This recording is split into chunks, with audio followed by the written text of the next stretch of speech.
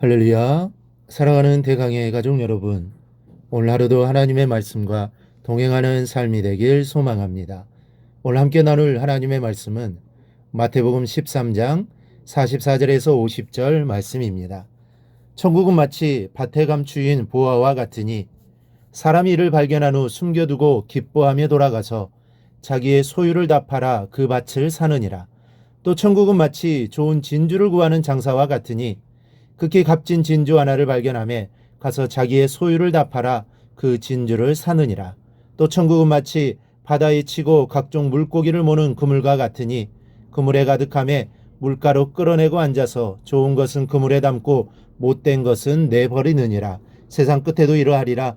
천사들이 와서 의인 중에서 악인을 갈라내어 풀무불에 던져 넣으리니 거기서 울며 이를 갈리라. 아멘. 오늘 말씀은 천국 비유 중 5번째, 6번째, 7번째 비유에 관한 말씀입니다. 이 비유는 천국이 이 세상이 그 무엇보다도 더 소중하고 가치 있는 것임을 보여줍니다. 아울러 우리가 그러한 천국을 차지하기 위해서는 이 세상에 속한 것들을 과감히 포기할 줄 아는 결단력을 지녀야 함을 보여주기도 합니다. 44절은 밭에 감추어진 보화를 발견한 사람의 비유입니다. 이스라엘 민족들처럼 그 역사가 외세의 침략과 내란으로 얼룩진 민족도 드뭅니다. 그래서 부자들은 항아리 같은 것에 집안의 귀중한 보물들을 넣고 자기 땅에 숨겨놓는 애가 있었습니다. 그러다가 전란으로 온 가족이 몰살되거나 포로로 잡혀가고 땅 주인도 바뀌면 그 보물은 그저 땅속에 묻혀 있게 됩니다. 주님은 바로 이러한 경우를 말씀하신 것입니다. 즉 어느 가난한 소작 농민이 밭을 일구다가 보화를 발견하고 전 재산을 팔아 그 밭을 자기 것으로 삼으로써 보화까지 차지한다는 얘기입니다. 여기서 가장 중요한 초점은 농부가 보화를 발견했다는 점입니다. 여러분, 오랜 세월 동안 그 밭을 다른 사람들도 경작했을 것입니다. 그럼에도 불구하고 다른 사람들은 보화를 발견하지 못했습니다. 오직 그 농부만 발견한 것입니다. 이처럼 남달리 땅에 감춰진 보화의 가치를 알아볼 수 있는 안목을 그 농부는 지니고 있었으며 성경이 말하는 그 농부는 다름 아닌 우리들입니다. 우리는 그리스도 예수라는 숨겨진 천국 보물을 발견한 사람들입니다. 아니, 그리스도 안에 있는 하나님의 영광을 아는 눈을 지닌 사람들입니다.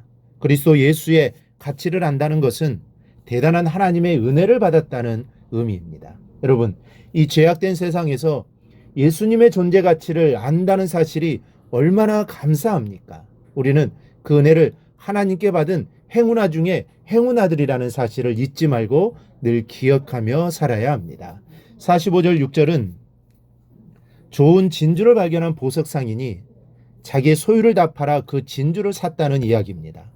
이 비유의 요점은 천국은 자기의 모든 것을 바쳐서라도 소유할 만한 가치가 있다는 것입니다. 여기서 귀한 진주는 참된 성도를, 진주 장사는 주님을 가리킨다고 가정할 수도 있습니다. 즉 주님은 성도들을 얻기 위해 가장 소중한 자신의 소유를 다 희생하신 것입니다. 주님은 먼저 하나님으로서 소중한 것을 희생하셨습니다. 즉 하나님으로서의 권위와 자존심을 희생하시고 피조물인 인간의 육신을 입고 낮아지신 것입니다.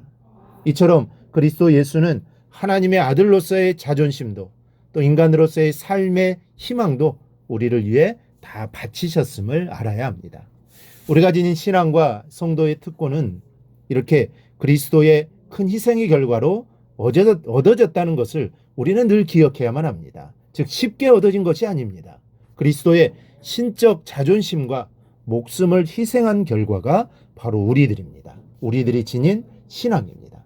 그러므로 항상 그리스도의 이름을 찬양하고 그분의 바람대로 성장해 가도록 노력해야 그 은혜에 조금이라도 응답하는 것이 됨을 잊지 않기를 바랍니다. 47절 50절은 천국 비유의 마지막으로 소위 그물 비유로 불리는 내용입니다. 주님은 여기서 저인망식 그물로 물고기를 잡는 방식을 천국의 원리로 교훈하고 계십니다. 이 저인망식 고기잡이는 바다나 강에 아주 넓은 그물을 설치한 후에 배가 그 그물을 끄는 방식으로 고기를 잡는 것입니다. 그래서 그물을 끌어올리면 목적한 물고기 떼 외에도 잡고기가 걸려듭니다. 이처럼 하나님은 교회를 통하여 수많은 사람들을 우선 모으시는 섭리를 펴십니다. 마태복음 22장을 보면 임금이 혼인잔치를 베푼 후에 이렇게 말합니다. 사거리 길에 가서 사람을 만나는 대로 혼인잔치에 청하여 오너라. 그래서 유대인은 물론 우리 이방인까지 교회에 올 수 있고 종이나 자유인이나 빈부귀천 남녀노소를 막론하고 지금 교회당에 들어올 수 있습니다. 천국의 현관은 이렇게 저 입만 그물처럼 아주 넓습니다. 그러나 그 문은 좁다는 사실을 알아야 합니다. 생명으로 인도하는 문은 좁고 길이 협착하다고 주님은 증언하셨습니다. 마치 왕궁이나 특급 호텔의 로비처럼 그 현관은 넓지만 초대장을 지닌 사람만이 잔치하는 방에 입구로 들어갈 수 있는 것처럼 오직 하나님의 택하심에 합당한 자격을 지닌 성도만이 천국 문으로 들어갈 수가 있는 것입니다. 여러분, 지금은 누구나 아무나 교회당 건물에는 들어올 수 있습니다. 그렇다고 천국에 다 들어가는 것이라고 착각해서는 안 됩니다.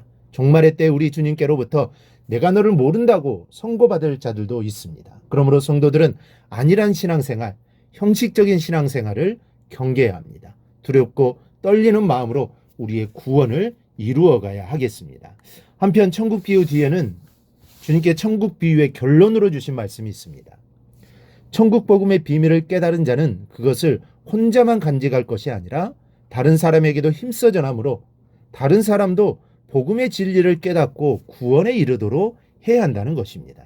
우리는 이 사명이 오늘 우리에게도 있음을 명심하고 실천해야 합니다. 나의 구원뿐만 아니라 우리 가족의 구원뿐만 아니라 모든 사람의 구원을 위해 하나님의 나라를 전하는 삶을 살아야 합니다. 바로 이러한 삶이 우리 주님이 기뻐하시는 삶임을 기억하고 복음 전도자의 사명을 잘 감당하기를 주님의 이름으로 축원합니다. 오늘 묵상한 말씀을 굳게 잡고 삶으로 실천하며 살아내는 대강의 모든 성도들이 되기를 축복합니다.